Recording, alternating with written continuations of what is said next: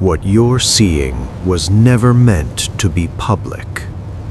At the edge of Earth's atmosphere, where conventional aircraft fail, a next-generation aerospace system ignites. Wrapped in plasma, moving faster than sound, faster than prediction. This is not science fiction. This is controlled physics pushed to its limit. No defense reacts in time. No radar tracks cleanly. No interception is guaranteed. Speed is no longer a feature. It is the weapon. The future didn't arrive quietly. It arrived at Mach speed. The sky has always been a place of silence, a vacuum where the only sound is the wind against the canopy. But that silence is changing. It is being replaced by a roar, a sound so loud it is felt before it is heard, a sound that tears the very fabric of the atmosphere apart. For decades, we believed we knew the limits of speed. We believed we understood the ceiling of human engineering. We were wrong. High above the clouds, where the air is thin and the stars are visible even at noon, something is moving. It is not a satellite. It is not a meteor. It is a machine. A machine built by human hands, but operating on principles that seem alien. This is the cutting edge of American aerospace dominance. This is the shadow that moves faster than the sun. To understand where we are going, we must first understand the obsession that brought us here. Speed is not just a number. In warfare, speed is survival. Speed is invisibility. If you can outrun the radar, outrun the missile, outrun the command to fire, you are effectively a ghost. The United States learned this lesson in the Cold War with the SR-71 Blackbird, a titan of titanium that could cross continents in hours. It was a marvel. But the Blackbird was retired over 20 years ago. Did we really believe that the most powerful military in history simply gave up on the high ground? Did we believe that the hangars of the Mojave Desert sat empty, gathering dust? Or is it more likely that the Blackbird did not retire, but rather evolved? Enter the realm of the Next Generation Air Dominance Program. This is not just a new plane, it is a system, a philosophy of war that treats the sky not as a battlefield, but as a chessboard where the pieces move at hypersonic speeds. The rumors have been circulating for years.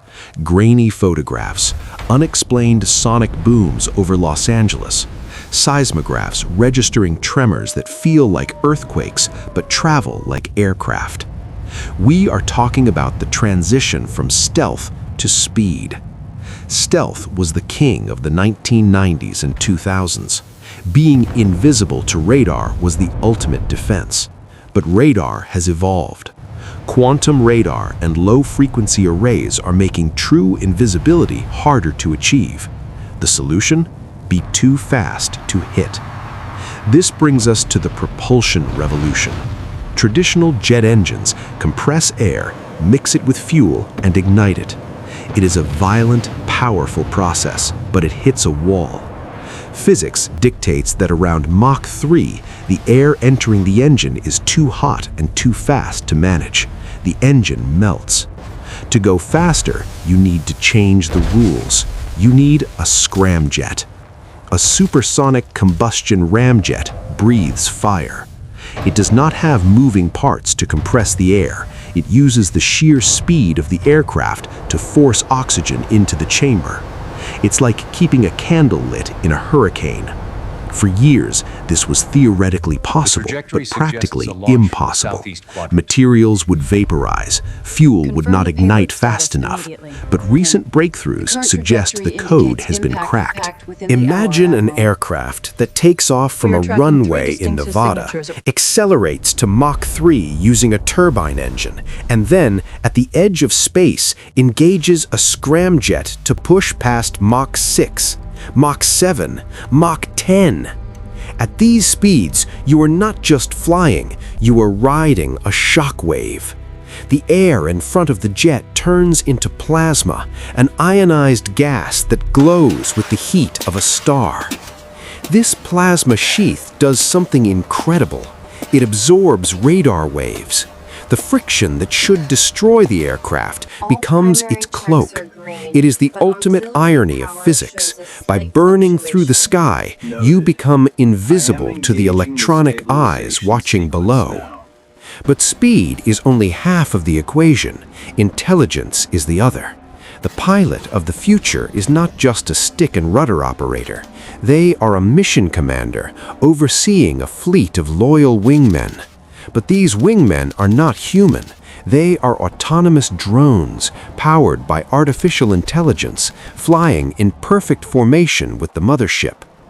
These collaborative combat aircraft are the shields and the swords. They can jam enemy radar, launch decoys, or strike targets, all while the manned aircraft remains safely out of range. The human makes the moral decision. The machine executes the kinetic action. It is a symbiosis of man and silicon, a neural network extending across the stratosphere. Let us consider the weaponry. At Mach 10, you do not need explosives. A steel rod dropped from that altitude and speed hits with the force of a nuclear weapon purely due to kinetic energy. But the ambition goes further. We are seeing the dawn of directed energy weapons, lasers that travel at the speed of light. On a conventional fighter, a laser is heavy and power-hungry. But on a next-generation platform, designed with massive power generation capabilities, a laser becomes the ultimate defense against missiles. It blinds sensors, it burns through control surfaces. It is silent, invisible, and infinite, limited only by the fuel in the tank. The strategic implication of this technology is terrifying for adversaries. It shrinks the world. A decision made in the White House can be executed on the other side of the planet in less than 2 hours. There is no mobilization time, no carrier groups moving slowly across the ocean. There is only the launch and the arrival. This is the concept of global strike. It forces every other nation to rethink their defense. How do you defend against something that moves faster than your own thoughts? How do you hide from a sensor suite that can count the rivets on a tank from 80,000 feet? We must also look at the X-37B and the blurring line between atmosphere and orbit. The United States Space Force is not just an administrative change, it is a recognition that the ultimate high ground is space. The next-generation fighters are likely trans-atmospheric. They can dip into the vacuum of space to cool down, to skip across the upper atmosphere like a stone on a pond, extending their range indefinitely. This capability changes the very definition of sovereignty. Airspace is usually defined by how high a plane can fly. But if you are flying at the edge of space, are you invading airspace or are you orbiting? The legalities blur, but the threat remains razor sharp. The engineering required to achieve this is staggering. We are talking about materials that have not been invented yet in the public sector. Ceramics that can withstand 3,000 degrees. Active cooling systems that circulate fuel under the skin of the aircraft to absorb heat before burning it. This is why the budget for these programs is in the billions. It is not just manufacturing, it is alchemy. The secrecy surrounding these projects is absolute. The hangar doors at Groom Lake open only when the satellites are below the horizon.